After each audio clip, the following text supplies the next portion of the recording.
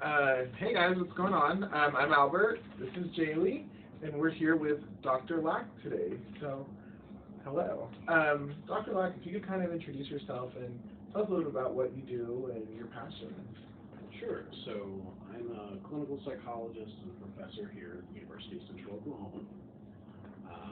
I specialize in working with folks who have severe mental health problems, particularly things like anxiety, obsessive compulsive disorder, and things like that. I've been a professor now for about 13 years, mostly here at UCO, where I know people like Jaylee, for example. And my passion in terms of mental health is really a couple of things. One is helping to ensure that people get good access to what we call evidence-based practices, meaning those things that we actually know work, as opposed to just, oh, I feel like this works. No, we know through controlled evidence that this is the best treatment for this or that problem.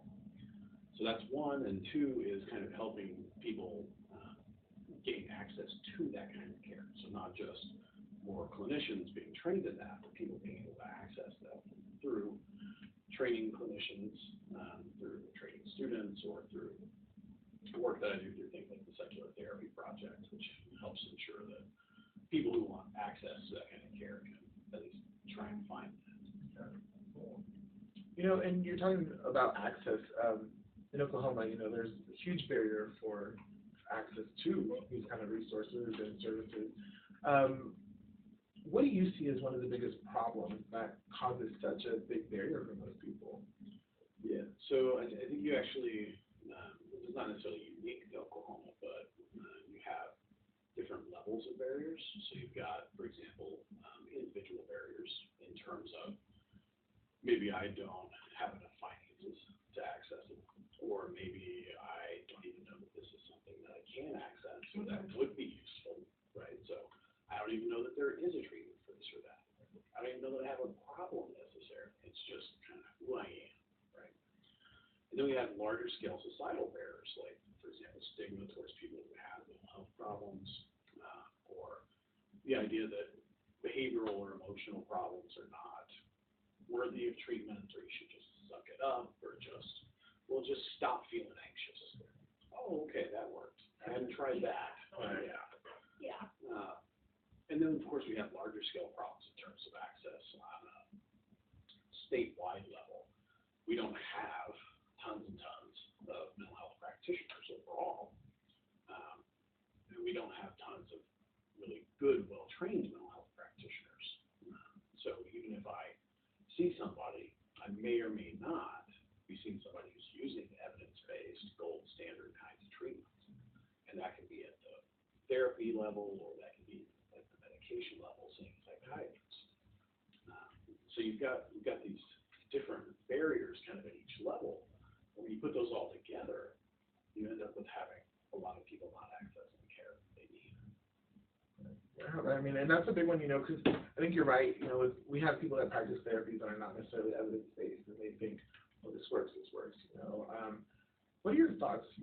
One of the things we do as an organization is we work a lot with the LGBTQ community, and we just went to watch Boy Erased. It's based on the conversion therapy, and there's a lot of controversy there, and what are your thoughts coming from evidence-based? Like, what can you kind of speak to how that falls in line with conversion therapy? I don't think there's any scientific controversy about it, so it doesn't work any more than I could, like, say somebody could take me as a heterosexual male and convert me into being homosexual. Right. Like, if it wasn't work that way, then why would it work the other way? So obviously, from a scientific perspective, that's nonsense and unethical.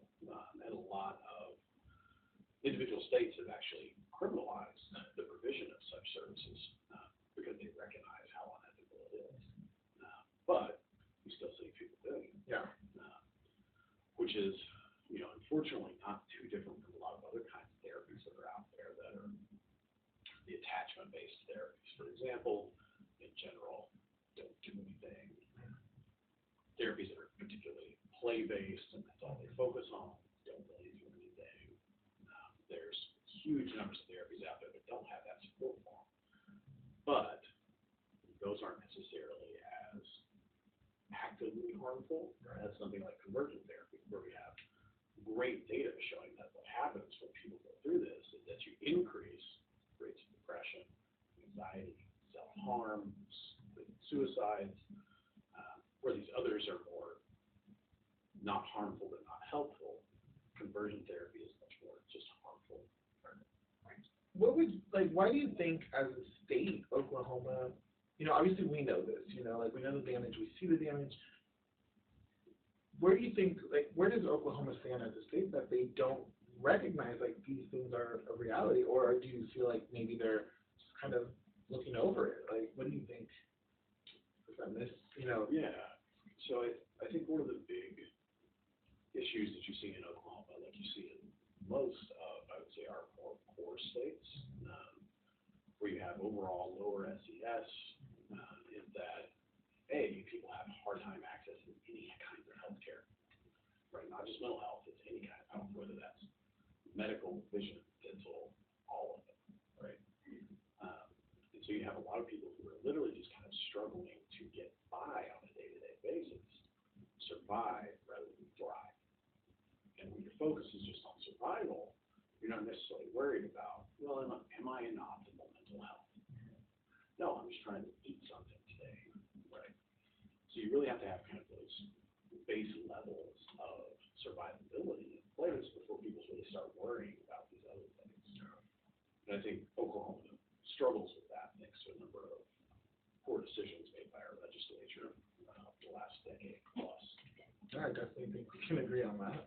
I think something that you touched on is, just surviving and not focusing on thriving. That becomes someone's normal, and they don't even realize that they're just surviving. Like, it is not okay to feel the anxiety or the amount of stress that they're feeling, and they just don't pay mind to it. And then if they do have the resources, they don't even pay mind to their mental health, is what I've seen, because to them that's normal. It's just, they've always felt that way.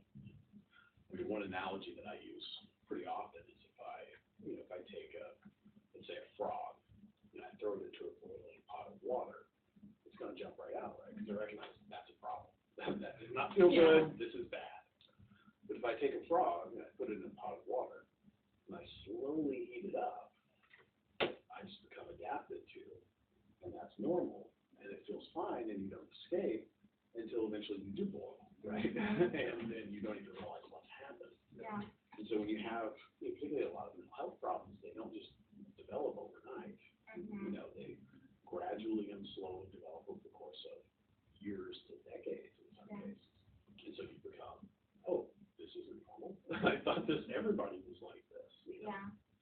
And I think, and that's actually a really good analogy, because the one that I've always heard is like, you take like a person and you have a backpack, an empty backpack, you put a rock, and each rock represents a problem, a trauma, and like, eventually you're going to get to a point where you have so many rocks where either the backpack's going to snap or your back's going to give out. And so, like, we keep pressuring, putting these things on top of people, and, like, that's what we see, like, suicide. We see, not even suicide, but just, like, self-harm or a lot more severe mental health problems, and then they don't have access to treating them or preventative services, So I think this kind of is a really good segue into our focus this month. We're focusing on suicide awareness and the holidays. So, Yeah. So specifically, I think holidays are tough for people that do have any type of mental health issues, that have experienced any type of trauma, who have experienced loss, especially, is a huge one.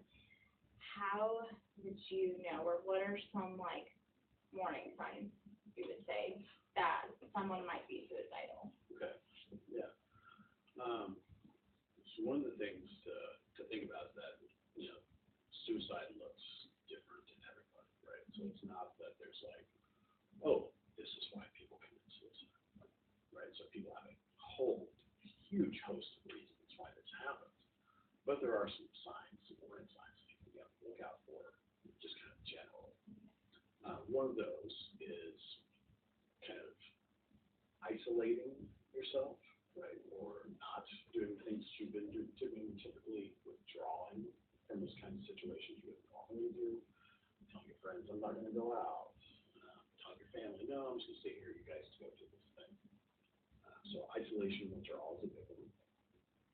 The other big one is that there's this myth about people who are going to commit suicide, they won't say something about it. And if they aren't going to commit suicide, they might say something to get attention, which is not true. So it turns out most people who commit suicide have at least mentioned it in some way to someone, whether that's a mental health care provider or a close friend or family or something like that. Like, there have been warning signs. Even saying things like, I wish I was dead, right? Which we can do very hyperbolically. You know, like during finals week, for example, here at the university, you've got most of our students saying things like that, right? But is it said that way, in this kind of sarcastic, over the top way, or is it said in a way that indicates that this person really doesn't want to live here anymore? Like their stress levels so high that they would rather not be here. Right. Kind of leading into that, I know that parents sometimes, especially when you are parenting a teenager, teenagers might express these signs, and sometimes parents will think that it's just them being dramatic. How would you say, or how would you deal with a situation like that? And telling that difference between someone being dramatic, like, you know, a teenager, you know, disagreeing with mom or dad or whoever, but then a teenager actually meaning it. Yeah. So the big thing with teenagers is that a lot of them are very terrible at emotional regulation and self-control. And it turns out that just being depressed, although a risk factor for suicide, is not nearly as important as being depressed plus having self-control issues. So if I'm depressed plus, for example, I have, let's say, substance abuse problems, which are going to impact my ability to actually regulate and control my own behavior, I'm much more likely to be suicidal and to attempt suicide compared to being just depressed. So for teenagers, they naturally, because of our sort of development, our brain development across time, are not as good at things like impulse control. So when a teenager says something like, I wish I was dead, in the middle of a fight, that's very different from then saying that repeatedly in other situations, right? So for parents, the thing to do is you follow up on that, right? Maybe not in the right moment. You don't badger them, what do you mean? What do you mean? You don't follow them to their room, Right. But 30 minutes later, after things calm down, you check back in. Hey, you said this, I want to check on this.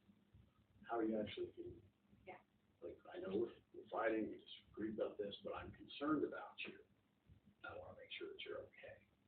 And it's really important for parents and for other people around you to have that information and not just let it be implicit, right? So it's, well, they know I love them. Right? Yeah. No, tell them that you're concerned. Show them you're concerned in some way by helping them access mental health care, or by taking them to your pediatrician and getting a referral to somebody, but not just kind of like, it's just teenage stuff. Yeah. Well, it might be, it might not. You don't know unless you ask. Yeah. I've seen a situation where the mom found a diary, like she already didn't have a great relationship with the teenager, and then the mom found a diary where the teenager was saying, I don't like living anymore, but it was someone who was rebelling, and how the mom didn't really know how to handle that situation, because they were like, well, she's rebelling and she's not following the rules of the house, so she's being disciplined. But then it's like, she's not saying it and being verbal about it, but then it's like, so is it manipulation? Is it being dramatic? Or is, it's hard, I feel like there's these thin lines between all three of them. Sure. The big thing, if someone's saying that they're going to hurt themselves, even if they're trying to get attention for it, they're trying to get attention for it. Mm-hmm. Because something is obviously not right. Yeah. Right? Something is going on.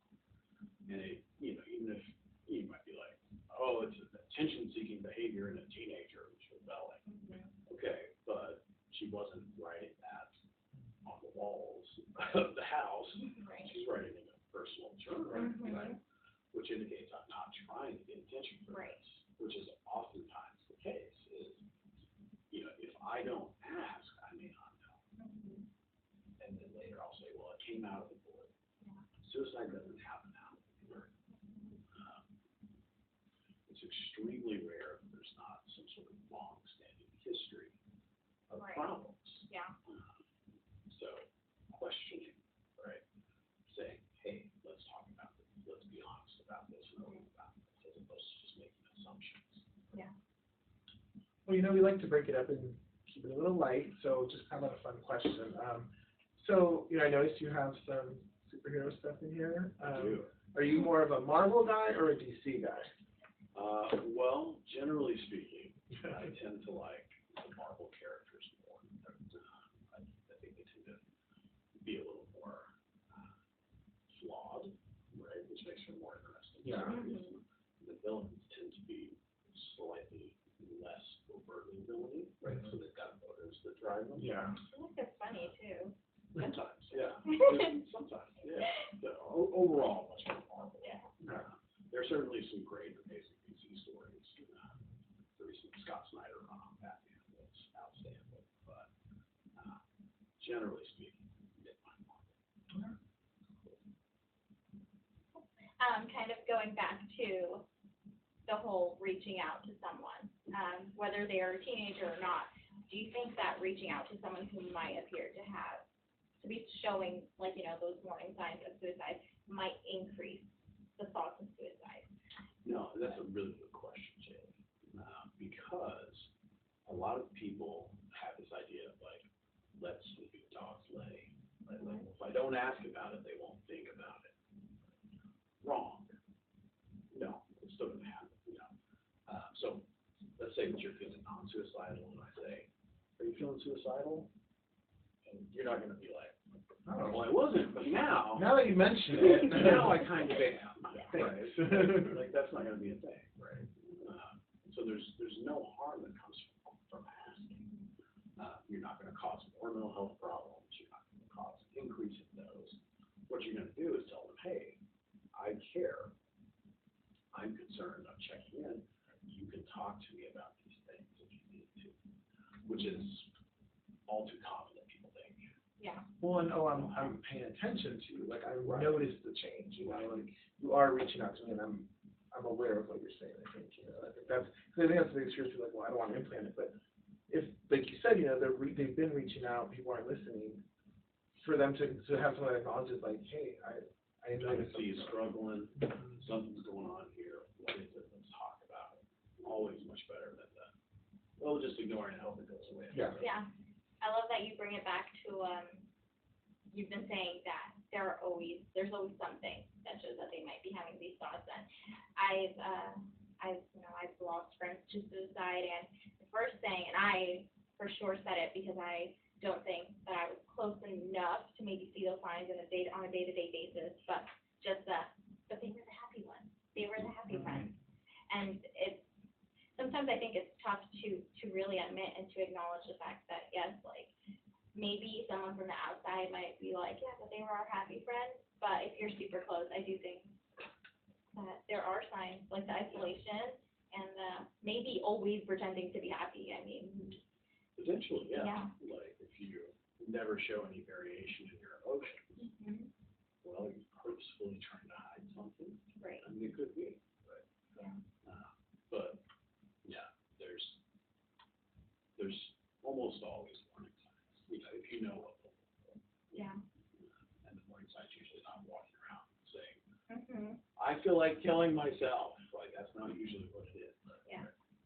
Well, that's why usually when I hear these situations, my question always follow up is, what was going on? Like, what caused it? Because you're right, it doesn't just happen. You know, it's not like a big shocker, and I think that's the hard part, I think, to understand is that these signs were there, but I think most times we overlook them. We're not trained how to look for them, Yeah. so we're just kind of like, oh, it's not a big deal, you know. But in reality, if you start piecing the puzzle, you can say, well, he was doing this, and he was asking for this, you know, and kind of see a pattern. So I definitely think that's very important to be aware. Yeah, and for most people, when we think about risk for self-harm or harm to other people, there's two things that we have to consider. One is what we call static risk factors, and the other are dynamic risk factors. So a static risk factor is something that's present all the time. This could be a trauma history. This could be history of, mental illness in the family, things like that, right? Something that's just level all the time. Dynamic risk factors are those things that change, right? So I just lost my job.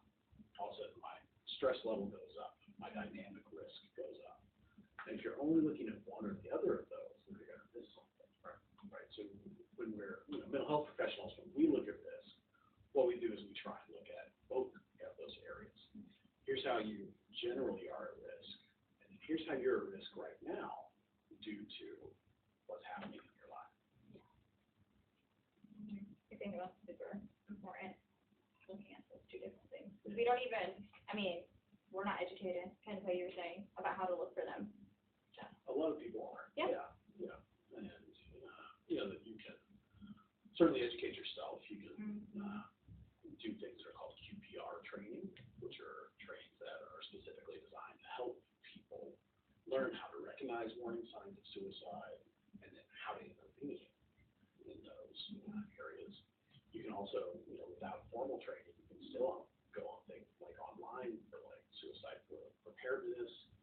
What questions do I need to ask? If I've got a friend who's concerned, I can call a national suicide hotline and say, what do I do here? How do I ask about this? What should I do? You don't have to just kind of think, well, I guess I'll make something up, right? Like there's lots of easy access to information out there now. Right. So I guess in a situation where, someone is thinking about it, or not just suicide, but just harming themselves, harming someone else, what would you do, or what would you suggest doing if that person is maybe resisting getting help? Because there is that stigma that, mental health may be not real. I heard that recently, that psychology was fake, and that everything in our brains was not real. And so I was like, okay, but, how do you possibly try to help a person who is maybe not acknowledging that this could be a real issue? Well, so I think the first step is to recognize that it's not all on your own shoulders, right? So it's not like all up to you. So first, asking, right? Hi, I've noticed that there's some things going on. Would you like to talk about? I'm really concerned about this. And using those kind of personal statements, those I statements, not saying, what's wrong with you, right? I'm concerned because I've seen this. And I want to check on it because I care about you. And you set it up in that sort of a way so that it's not, there's something wrong with you.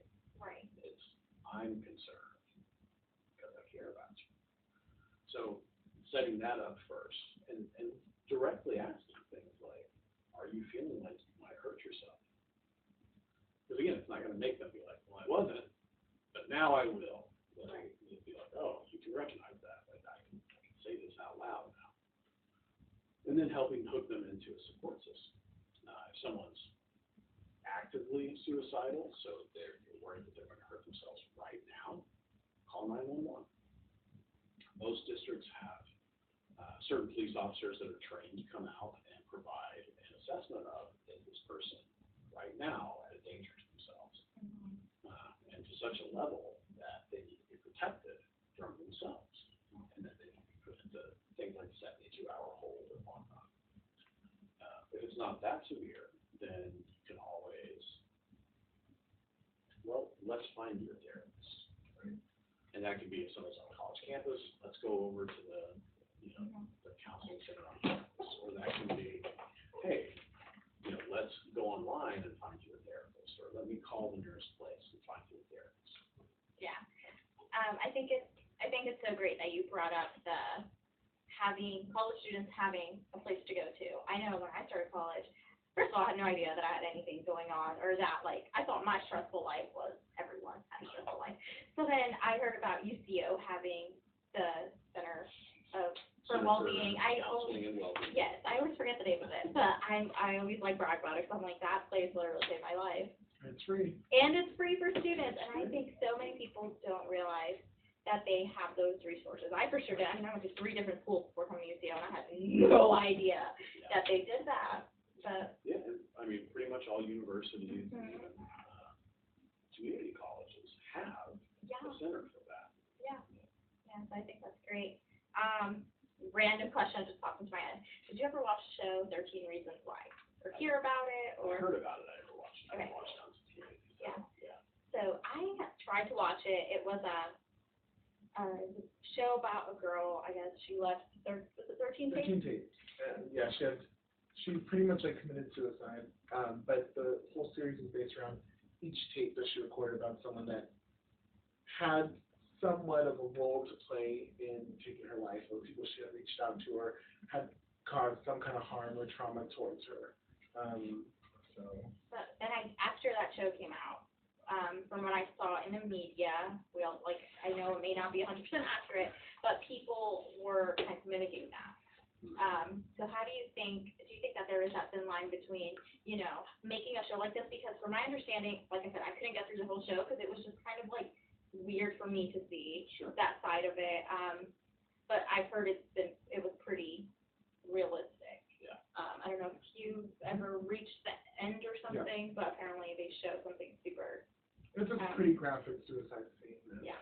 So I think that that's kind of like the hard struggle that we see is like people talking about like how it's glorifying it, and other people saying no, this is an educational piece. So kind of like the back and forth of like, does it inspire people to do it, or does it help people in that boat? Which is a tricky question, a tricky situation. And it depends on how it's being reported, to be honest. So we do see sort of social contagion issues around things like suicide, as well as things like mass murder, and just guns to kill numerous people at once, where the kind of reporting that's done can impact how contagious those kinds of behaviors are. Mm-hmm. So if there's this very over-the-top reporting that we're showing pictures of this person, we're showing all the people that are, saddened by this, here's all the people that came out, that a lot of times will not make somebody commit suicide, but see it as a more viable option, right? Where, well, this will make them sorry because this is what they'll all get. Right. And watching, or just because I tried to read the book a few years ago too, and that's a lot of what I got from it. Like that was my perspective, that she was bullied in high school and she killed herself. I don't know like all about the tape, but it was like kind of like, oh, okay, so if you're being bullied and you don't talk about it, or maybe you do talk about it, is that like your only way out? Like so that was kind of my perspective on it. Well, and I mean, playing devil's advocate, like with it all, like I also see the other side of it. Like she was telling her whole story because there was, she was raped, and there was, she did reach out to her counselor when she was raped, and she was kind of just like dismissed. So I think there is that thin line of like, well, this is an actual accurate account of someone that went through it, and this is her story. So how do we like decide, is it her story, or is it oh, well, this is what you guys get, Well, and I think, when something like this happens, it's very important for communities, whether that's the media or the schools or whatever, to not just, this happened, let's talk about how terrible it is, but this happened, it's terrible, what are we going to do to try and prevent this from happening in the future? You have to have that third piece, or otherwise nothing changes. I mean, it's like our reporting on all the, the mass murders that happen, and the mass shootings. All right, yeah, but what are you doing? Right. So if someone has this behavior and they engaged in it and they ended up killing themselves, what are we doing to make sure that doesn't happen again? Not, let's just report on it and move on. Okay, here's the next one. Okay, here's the next one. Now, what are we as a community going to do? Yeah. Whether that's raise awareness like you guys are doing, whether that's going out in the community and making sure that there's better access to health care, what is it that you're going to do? Right. Yeah. Kind of going along that route, sort of, in the whole losing someone, and because in the show, and then in real life, like if someone does commit suicide, it is a loss, not just, mostly to the family. So it is like around the holidays, a lot of people who struggle with trauma or other losses in their lives, sometimes may feel like suicide is the only way out. And if they do end up committing suicide, they do leave behind other loved ones. What would you say is the best way to help someone who has, lost someone who committed suicide? Yeah, and the holidays can be a stressful time generally, just because, I don't know if you guys know this or not, but not everyone has that Hallmark family, right? And we don't, we see the holidays sort of glorified and idealized, and that's not real life, right? But you feel this pressure to have that. And so if, as part of that, I've got a loss that I've experienced, whether that's through suicide or, a family member that I've lost recently or something like that, you can feel that sort of extra pressure. And then you feel that grief, right? That grieving, I wish they were here. I wish they were here. I miss them so much. Yeah. And rather than just trying to avoid that emotion, right? Well, I'll just ignore it and we'll focus on cooking this turkey, right? Like, or whatever it happens to be. Confronting that is actually better, right? So every time that we avoid a negative emotion, what it does is it just makes that emotion stronger the next time I come back to it. I kind of think about it like a pile of laundry, right? So I'm just going to take a guess that you guys don't like doing laundry. Okay, I don't. What's laundry? What is that? What's laundry? So let's say that I've got a basket full of laundry. I look at it and I say, I really don't want to do that right now. I'm going to go play Xbox. And then, like most people, I wear clothes. And so the next day, there's more there, right? And I look at it, it's like, oh, crap, there's more laundry to do. I really don't want to do that because there's even more now, and I didn't want to do it before there was not much, and now there's more, and I'm going to go play Xbox. Then you come back and there's more, and it just builds and builds until it becomes this very overwhelming sort of thing, right? So if instead, you know what? I'm just going to do one load of laundry. We'll see how that goes. It's the same thing with grief, where, instead of avoiding all reminders of this person or drinking because I started getting sad about thinking about this person, you know what I'm going to do? I'm just going to sit down. I'm going to write out some of my memories, my favorite memories of this person, and I'm going to focus on that. And you know what? It's going to make me upset for a little bit, but I'm not going to stay upset forever. And every time that I do that and I confront those memories and I embrace that grief as opposed to trying to avoid it, it helps it get better over time. So doing that as opposed to avoiding or escaping or trying to hide all pictures of this person or whatever, no one's going to talk about them. No, talk about them. Express your grief, express your concerns and your frustrations, and then move on. As opposed to just circling around that same thing over and over again. And if you're having an especially hard time, reach out to a mental health professional, whether that's a counselor or a psychologist or whatever it happens to be, who can help direct you through that process. And if that's something that you know is going to be happening, don't call them the 23rd of December. Call them in September, right? And say, hey, I want to prepare for this. Or if you have a hard time this year, you know what?